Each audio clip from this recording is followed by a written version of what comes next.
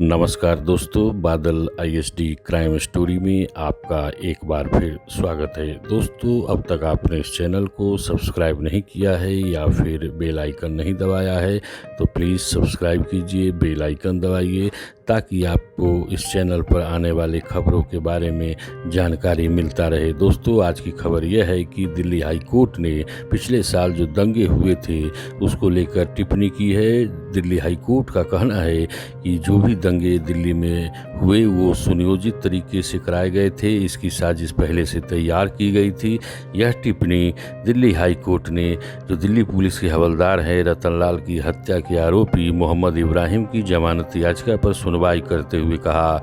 Delhi high court के justice Subramaniam प्रसाद का कहना था कि जिस तरह से शहर में सीसीटीवी कैमरे को नष्ट किया गया और जिस तरह से दंगाई घरों में आग लगा रहे थे, इससे साफ पता चलता है कि दिल्ली दंगों की जो साजिश है वो पहले ही तैयार कर ली गई थी और कोई भी सब समाज इस तरह की जो प्रदर्शन की आड़ में आगजनी और गोलीबारी हुई इसकी अनुमति नहीं दे सकती। कोई भी व्यक्ति यह समझता है या कोई भी समाज यह समझता है कि वह इस तरह के प्रदर्शन की आड़ में अंधेरगर्दी करेगा तो ये कहीं से भी उचित कहा नहीं जा सकता। दिल्ली पुलिस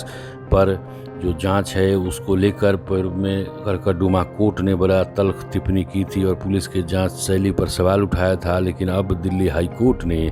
सीधा सीधा बताया है कि जो पिछले साल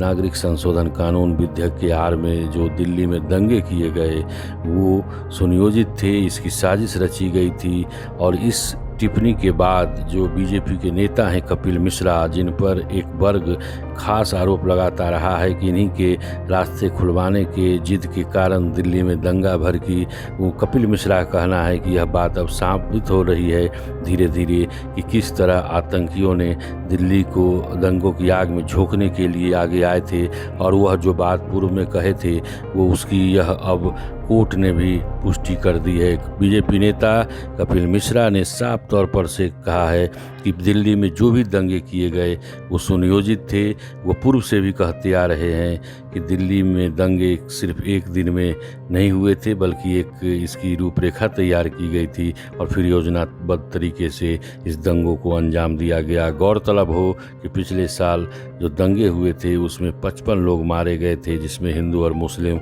दोनों समुदाय के लोग शामिल हैं। इस पूरे मामले को जांच जो क्राइम ब्रांच की एसआईटी कर रही है, कई आरोपियों को गिरफ्तार किया गया है, लेकिन पिछले दिनों कुछ आरोपियों को कोर्ट ने छोड़ भी दिया था और पुलिस पर टिप्पणी की थी कि पुलिस जांच पेशेवर ढंग से नहीं कर रही है। इसको बाद जो दिल्ली पुलिस के कमिश्नर हैं, बहुत सारे कर्मियों का तबादला जो दंगों के समय वहां तैनात थे और दूसरे ज़िले में कर दिया गया था, उनको भी वापस भेजा था ताकि दंगे की जांच सही ढंग से हो सके। और फिलहाल जो नया ताज़ा टिप्पणी आई है दिल्ली हाई कोर्ट की, वो यह पुष्टि करती है कि दिल्ली में सब कुछ अचानक से नहीं हुआ था बल्कि इस दंगे के पीछे कहीं ना कहीं सुनियोजित तरीके से इस जो भी दंगा किया गया उसकी परिपाटी पहले से बना ली गई थी। पहले से ही इसका